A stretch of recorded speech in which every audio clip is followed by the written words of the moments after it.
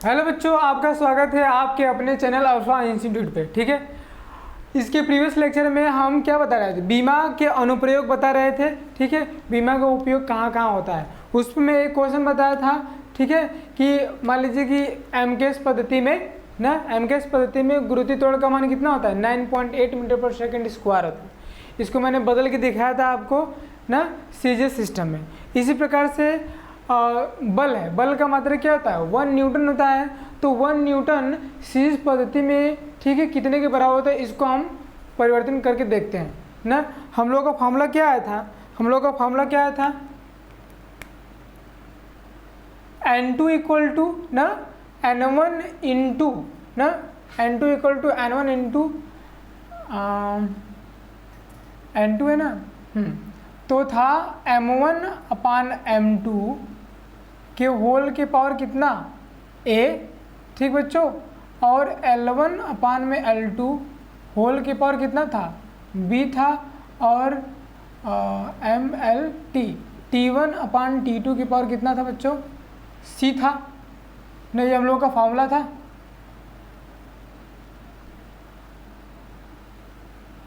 ठीक बच्चों, ये हम लोग का फॉर्मूला था ना।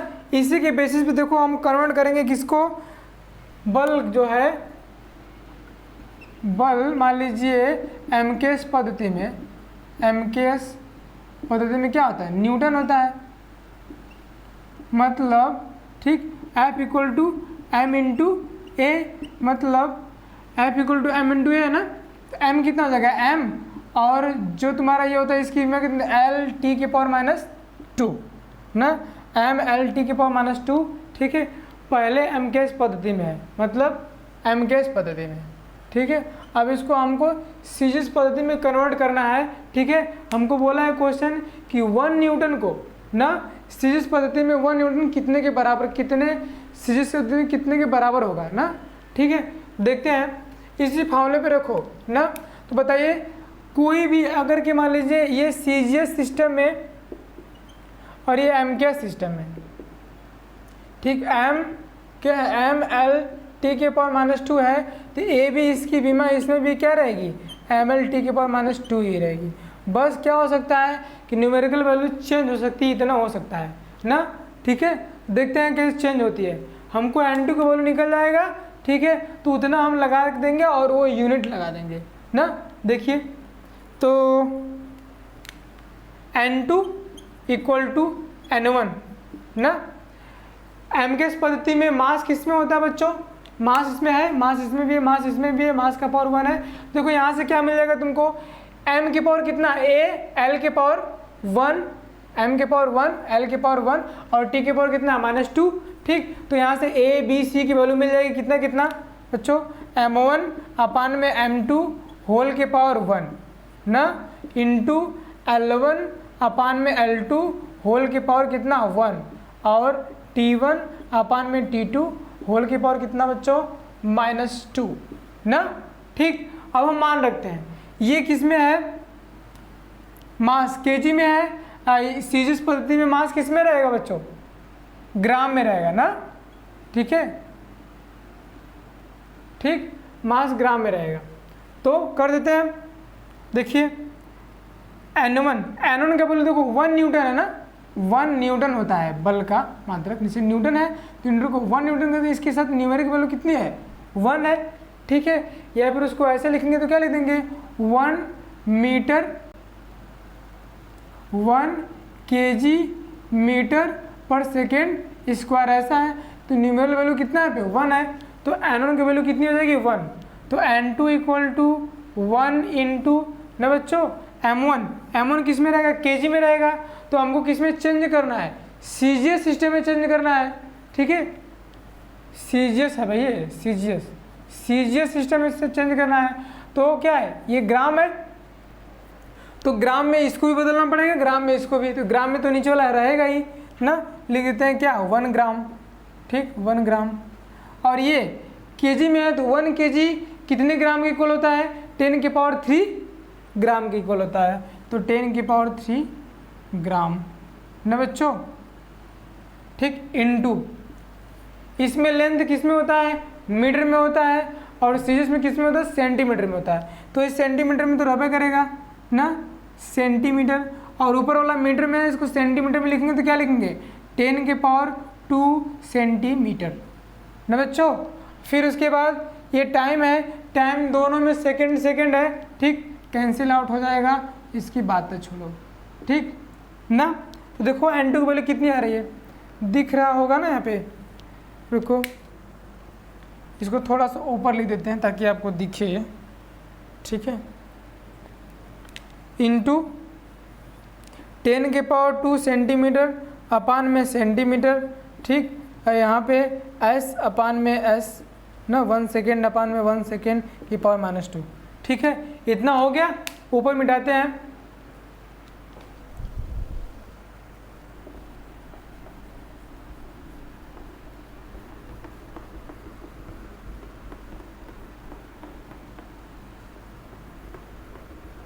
देखो इसके बाद क्या हो जाएगा बच्चों, n2 का वैल्यू देखो 10⁻³ है, ग्राम से ग्राम कट जाएगा, सेंटीमीटर सेंटीमीटर कट जाएगा, 10⁻³ और 10⁻² मिलकर कितने हो जाएंगे बच्चों, 10⁻5 हो जाएगा ना, ठीक है, 10⁻5, n2 का वैल्यू कितना है 10⁻5, मतलब 1 न्यूटन इक्वल टू 10⁻5 क्या सीरीज पद्धति में क्या था मीटर, ये क्या था केजी मीटर पर सेकेंड स्क्वायर, तो ये कितना जाएगा ग्राम, ठीक, सेंटीमीटर पर सेकेंड स्क्वायर ना बच्चों। तो इसी को बोलते हैं हम डायन भी बोलते हैं, तो 1 न्यूटन इक्वल टू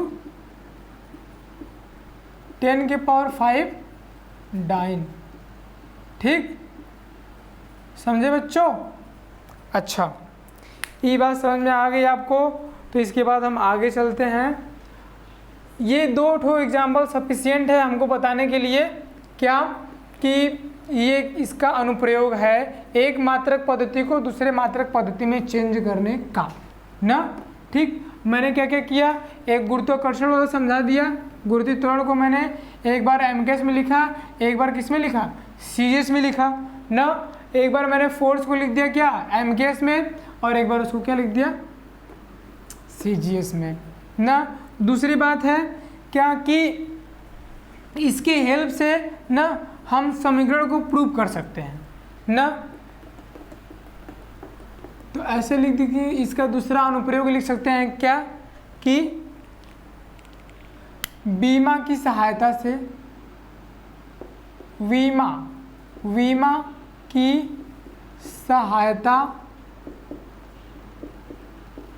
से ना सूत्र या समीकरण का सत्यापन, समीकरण अथवा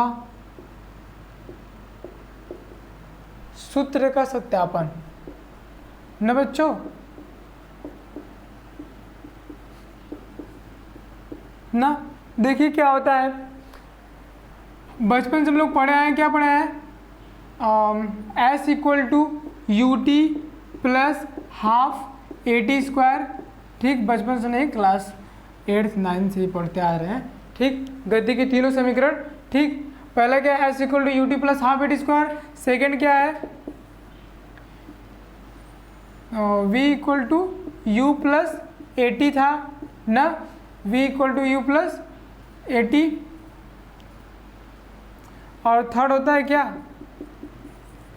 V² = U² + 2AS ना। तो हम इससे प्रूव करेंगे कि ये तीनों समीकरण हैं, ठीक है, बीमा के तौर पे इसका सत्यापन करेंगे, ठीक। मतलब इधर की जो बीमा है वो बीमा क्या इधर भी आने चाहिए ना, इसकी बीमा जो है इसके भी बीमा आनी चाहिए ना। मतलब जैसे कि कल हम बताए थे आपको शायद एक बार कि मतलब समान बीमाएं आपस में जुड़ सकती हैं या फिर घट सकती हैं ना, समान बीमाएं ही आपस में क्या जुड़ सकती हैं या घट सकती हैं या उन दोनों को इक्विट कर सकते हैं। जैसे मान लीजिए कि 5 न्यूटन का बल है ना, 5 न्यूटन का बल है तो वो कभी भी इक्वल नहीं होगा 5 केजी के ना बच्चों, 5 केजी के ना। मतलब ये मात्रक अलग है, ये मात्रक अलग है, ठीक। दोनों का जब मात्रक अलग अलग है तो उन बीमा भी अलग अलग होंगी। जब बीमा अलग अलग होंगी तो उन दोनों को क्या इक्वेट कर सकते हैं? नहीं कर सकते बच्चों। ठीक, तो उसी का यूज करेंगे हम लोग ना। देखिए पहले वालों को हम प्रूव करके दिखाते हैं कि कैसी बीमा इसकी सेम है ना। देखिए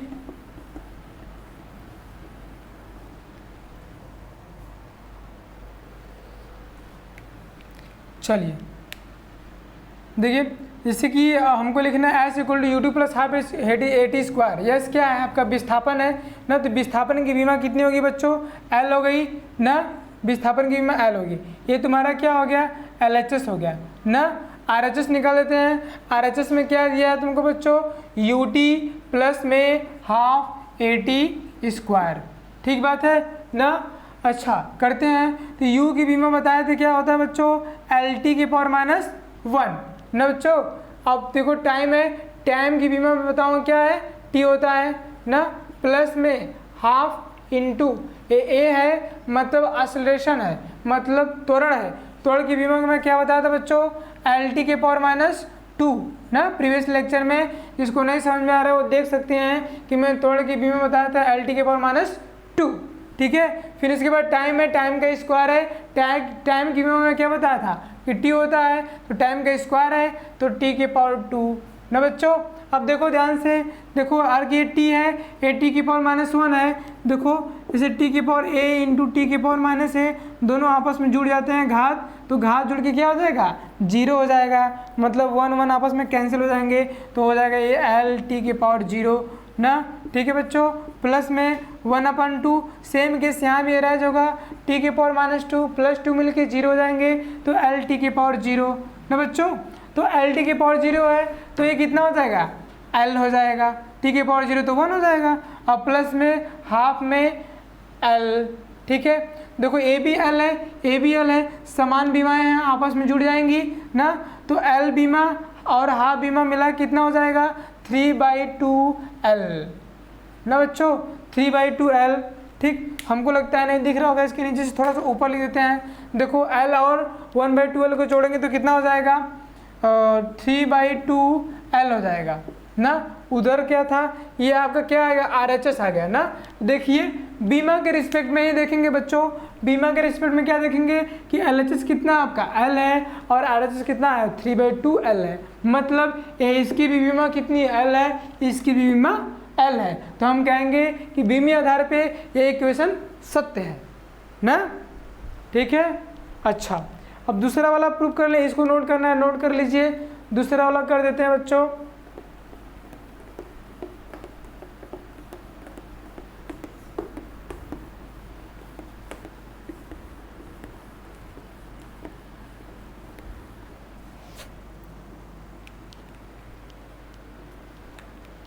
चलो देखो दूसरा वाला क्या था? b equal to u plus में ए टी ना बच्चों। ठीक, तो ये आपका एल एच एस निकाल लेते हैं। एल एच एस कितना आ जाएगा बच्चों? v का बीमा आपको पता है एल टी की पावर माइनस 1 ना। आर एच एस निकाल लेते हैं बच्चों।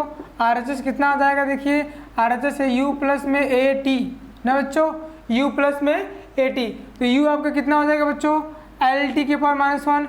ये क्या है? प्रारंभिक विस्थापन। ये क्या होता है? अंतिम विस्थापन। तो ये जो विस्थापन प्रारंभिक वेग और अंतिम वेग है, तो वेग का क्या होता है? ये बीमा एल टी के पावर माइनस 1, तो इसका भी कितना होगा? एल टी के पावर माइनस 1 ही होगा। ठीक है, प्लस में ए टी है ना बच्चों, प्लस में क्या ए टी है, तो ए का बीमा कितना हो जाएगा? बताए थे पिछले प्रीवियस लेक्चर में एल टी के पावर माइनस 2 ना बच्चों। टाइम की बीमा कितनी है? टी। ठीक, तो देखो ये क्या है? एल टी के पावर माइनस 1 ना। ठीक, प्लस में देखो ए टी है, ए टी के पावर माइनस 2 है, दोनों पावर आपस में जुड़ जाएंगे। जुड़ने के बाद -2 + 1 कितना होगा? -1।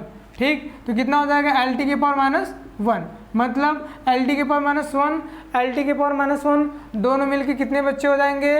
2 ब्रैकेट में एल टी के पावर माइनस 1। ठीक, तो ये भी क्या है आपका? बीमा की दृष्टि से क्या है आपका? वेग है। ये भी इधर की भी क्या था? वेग था।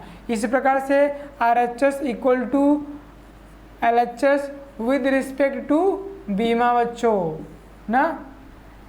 Are H S equal to L H S किस रिस्पेक्ट में? बीमा के रिस्पेक्ट में, आंकिक मान के रिस्पेक्ट में नहीं ना, बीमा के रिस्पेक्ट में विद डायमेंशन। ठीक, अच्छा ये बात समझ में आई, इसको भी आप नोट कर लीजिए बच्चों।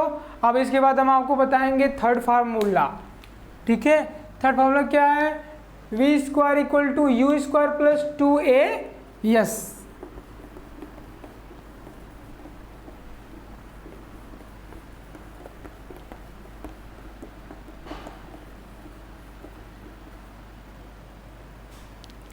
चलो देखो बच्चों, जैसे है तुम्हारा तीसरा क्या कि v square equal to u square plus में 2as ना, तो हम LHS क्या है हमारा, LHS हमारा है वी स्क्वायर।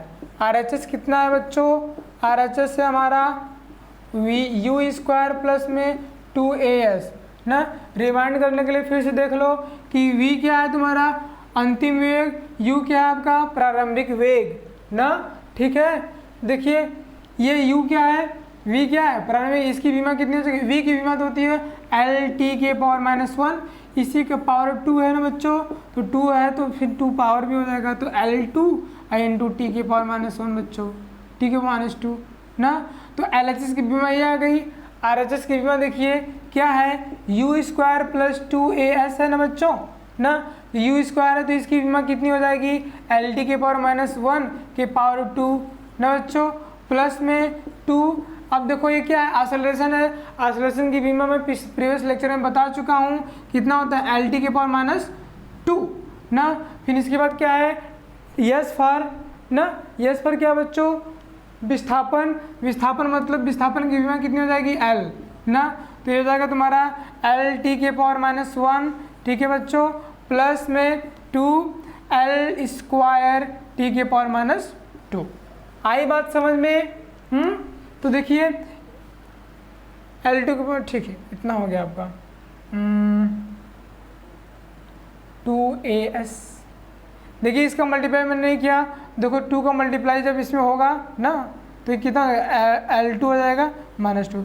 देखिए इसकी बीमा भी सेम है, इसकी बीमा दोनों जुड़ जाएंगे तो कितना हो जाएगा 3 L2 टी के पावर -2। ठीक बच्चों ना। देखिए ये LHS की बीमा कितनी है L2 टी के पावर -2, RHS की बीमा भी कितनी है L2 टी के पावर -2। इस प्रकार से देखिए क्या सिद्ध होता है कि हम बीमा के हेल्प से, हर के एक इक्वेशन है तो इक्वेशन में दोनों साइड में वो चीज़ होंगे कि नहीं होंगे हम बीमा से ही देख के बता देंगे, क्योंकि दोनों की बीमाएं सेम रहेंगी तो समीकरण का एग्जिस्टेंस है, और के नहीं रहेंगी तो समीकरण का एग्जिस्टेंस नहीं है ना बच्चों। अच्छा कार्य के बारे में क्या जानते हैं लोग, कार्य के बारे में जानते हैं, कार्य के बारे में क्या होता है बल गुणे विस्थापन। तो इसको भी प्रूव कर दें कि ये क्या बीमा की दृष्टि से सही बात है कि नहीं ना। देखिए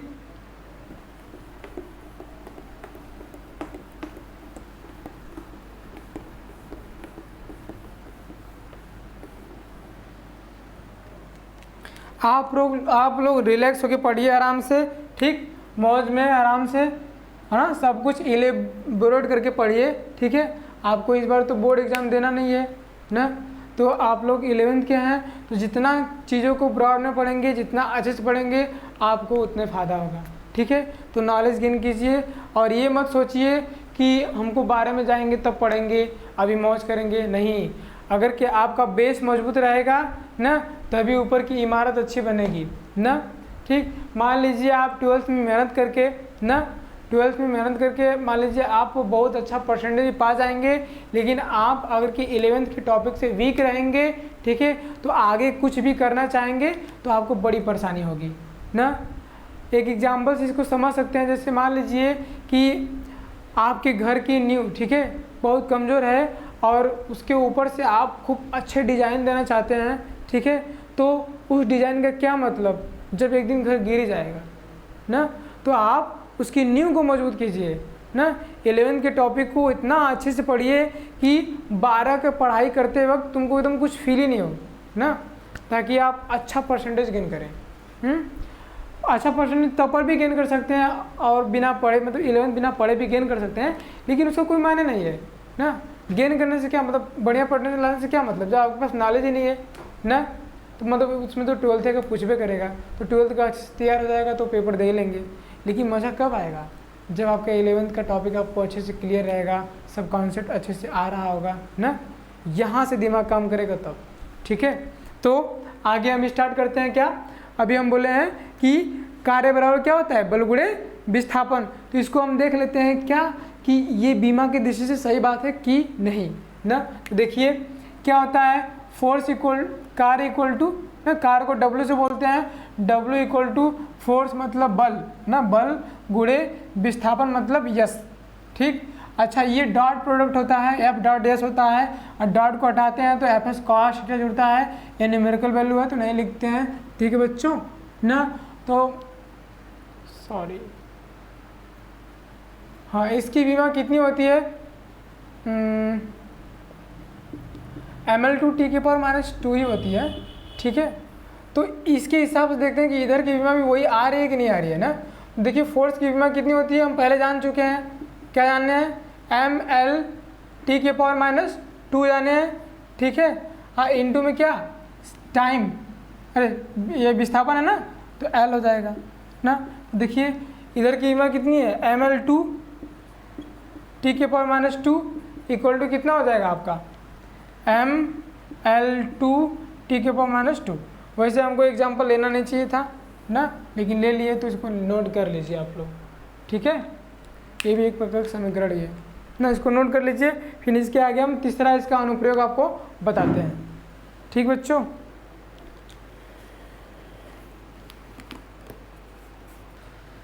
अब देखो बच्चों इसके बाद हम क्या करेंगे कि इसका तीसरा अनुप्रयोग पढ़ लेंगे ना, नोट कर लीजिए, इसको मिटा देते हैं इसको।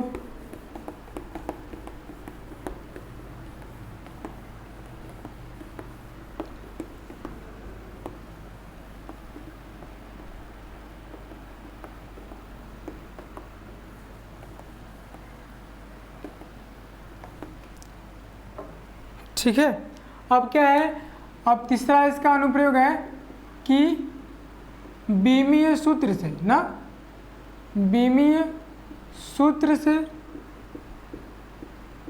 सूत्र की स्थापना करना, बीमीय विधि से, बीमीय विधि से सूत्र की स्थापना करना। ठीक बच्चों, देखो इसके लिए एक बहुत बढ़िया एग्जांपल है, जो सरल लोलक होता है। ठीक है, जो सरल लोलक होता है उसका जो टाइम पीरियड होता है, ठीक है, जो उसका आवर्तकाल होता है, ठीक है, आवर्तकाल जो होता है वो क्या करता है कि गुरुत्वीय त्वरण जी पे निर्भर करता है ना, गुरुत्वीय त्वरण जो लग रहा है जी पे निर्भर करता है, और इसका लेंथ कितना है इस पे डिपेंड करता है, और इसमें जो भी मास अटैच्ड है उस पे निर्भर करता है। ठीक है, तो क्या करता है कि जो टाइम पीरियड है वो एल के पर निर्भर करता है, और जी पे निर्भर करता है, और यम पे निर्भर करता है ना। तो हम इसके हेल्प से क्या कर सकते हैं, बीमा के हेल्प से, ठीक है, हम निकाल सकते हैं कि क्या इसकी बीमा क्या क्या होंगी। तो मान लेते हैं कि इसको जब हम हटा देते हैं प्रोपोर्शनल साइन, तो t इक्वल टू के इंटू एल के पावर एक्स ना बच्चों, और g के पावर y ना, और m के पावर z ले लेते हैं ना बच्चों। ठीक, क्या कर लेते हैं, t इक्वल टू के इंटू एल के पावर एक्स, जी के पावर y और m के पावर z है, भाई z है ना। ठीक है, तो देखो इसके हेल्प से, बीमीय विधि की हेल्प से कैसे हम फॉर्मुलेट कर देंगे इसके फार्मूले को। हमको नहीं पता कि इसका पावर कितना कितना है ना, बस हमको ये पता है कि जो आवर्तकाल होता है वो गुरुत्वीय त्वरण जी पे निर्भर करता है, और जो उसका जो लोलक लंबाई है उस पर निर्भर करता है, और इसमें जो मास अटैच्ड है उस पर निर्भर करता है ना। तो देखो कैसे करते हैं अभी, देखो ना। अब देखो तुमको यहाँ से जो जो चीज़ें पता है उसकी बीमा तुमको पता है ना। जैसे टाइम है, टाइम की बीमा कितनी होती है, m के पावर 0, l के पावर 0, t के पावर 1 लिख सकते हैं बच्चा ना। l की बीमा कितनी हो जाएगी बच्चों, m के पावर 0, l के पावर 1, t के पावर 0 लिख सकते हैं ना। जी का विमा कितनी हो जाएगा बच्चों, जी क्या है, गुरुत्वीय त्वरण है, त्वरण का विमा कितना होता है एल टी के पावर -2 ना, तो 1 हो गया एम के पावर 0 ना, मतलब एम के पावर 0 एल के पावर 1 टी के पावर -2 ना, सबको उठा के यहीं पे रख देते हैं बच्चों ना। देखो टी की जगह विमा कितनी हो जाएगी, देखो एम के पावर 0 एल के पावर 0 एंड टी के पावर 1 ना बच्चों, इक्वल टू के इंटू ना, के इंटू एल, एल की विमा कितनी है बच्चों, एम के पावर 0 एल के पावर 1, एल के पावर 1 और टी के पावर 0 ना बच्चों, और जी की विमा कितनी है, एम के पावर देखिए एक्स है ना, होल के पावर एक्स है, ठीक। जी की विमा देखिए एम के पावर 0 एल के पावर 1 टी के पावर -2 होल के पावर क्या y इंटू एम की विमा कितनी है बच्चों, मास है, ठीक। तो मास की विमा कितनी आ जाएगी, एम के पावर 1 ठीक, एल के पावर 0 टी के पावर पे 0 और इसके पावर क्या है z है ना बच्चों, इतना नोट कर लो, ठीक है। ऊपर लिखते हैं इसके,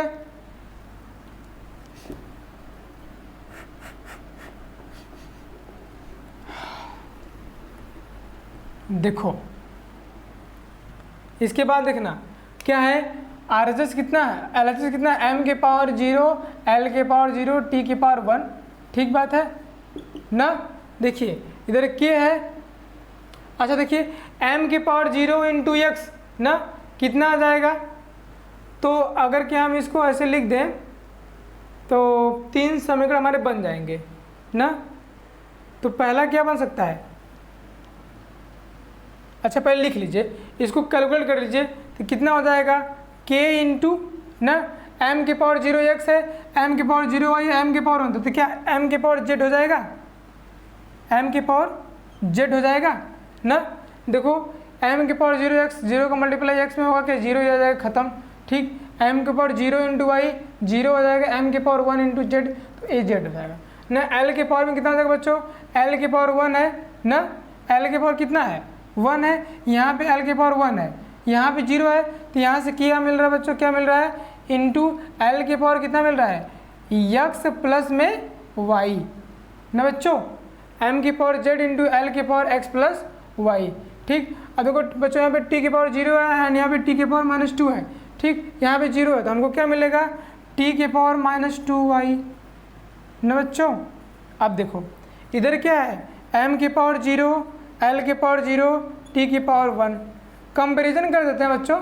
देखो यहाँ पे m के पावर z है तो z इक्वल टू कितना हो गया, लिख दो यहीं पे m के पावर z है और l के पावर x प्लस y है और t के पावर कितना है बच्चों -2y है, तो कंपैरिजन कर दीजिए तो z इक्वल टू कितना हो गया बच्चों 0 हो गया ना, z इक्वल टू 0 हो गया, l के पावर x प्लस y है ना, x प्लस y देखिए x प्लस वाई, तो x plus y equal to कितना है 0 है, ठीक। और 2y minus 2y equal to कितना बच्चों 1 है, तो y की वैल्यू कितनी आ जाएगी बच्चों 1/2 आ जाएगी ना, माइनस में 1/2 ना। तो हमारा y की वैल्यू -1/2 है, तो x की वैल्यू कितनी आ जाएगी बच्चों, देखो x की वैल्यू आ जाएगी x -1/2 इक्वल टू 0, तो x की वैल्यू आ जाएगी 1/2 ना। तो x की वैल्यू आ गई 1/2, y की वैल्यू कितनी आ गई -1/2 ना। तो क्या कीजिए इसी फार्मूले में रख दीजिए ना, तो क्या रखेंगे देखिए t इक्वल टू है k इंटू एल के पावर x का वैल्यू कितना है बच्चों 1/2 ना, तो कितना हो जाएगा बच्चों l के पावर 1/2, ठीक बात है। g मतलब y के वैल्यू कितना है बच्चों -1/2, तो मतलब g के पावर -1/2, ठीक है। m के पावर देखो बच्चों z की वैल्यू कितनी है 0, तो मतलब m के पावर 0 ना, तो t इक्वल टू कितना आ गया बच्चों k इंटू एल के पावर 1/2 अपान g के पावर 1/2, तो आ जाएगा t equal to k into under root में L/G, ये होता है t का फार्मूला ना। देखो सूत्र का हो गया ना, हमको पता था कि जो t होता है वो मास पे डिपेंड करता है, लेंथ पे डिपेंड करता है और गुरुत्वीय त्वरण पे डिपेंड करता है, उसकी हेल्प से मैं t equal to k into under root में L/G ला दिए। तो मतलब क्या हो गया कि बीमी विधि से हम सूत्र की स्थापना भी कर सकते हैं। तो आप 2 चार्ट सूत्र जो भी जानते हैं, ठीक है, उसके हेल्प से आप क्या कर सकते हैं, सूत्र की स्थापना कर सकते हैं ना बच्चों। ठीक, तो एक्सपेरिमेंटली देखा गया है कि के का वैल्यू कितना होता है बच्चों, 2 पाई होता है ना, के का वैल्यू 2 पाई होता है। इसलिए जो हमारा आवर्तकाल होता है t equal to 2 pi under root में L/G आता है। आप लोग आगे देखेंगे इसको प्रूव करके ना, 11th में है ना, आगे आएगा आपका। ठीक, तो आज के लिए बस इतना है बच्चों। जो कुछ भी नहीं समझ में आ रहा है कमेंट में बोल देना, अगले क्लास में उसको भली भांति बता दूंगा। ठीक है, और हमारे चैनल को लाइक कीजिए, शेयर कीजिए, सब्सक्राइब कीजिए। ठीक है, और हमारे चैनल पे इसी प्रकार से बने रहिए। ठीक, और इसके लिए आपको जुड़ने के लिए हमसे बहुत बहुत धन्यवाद।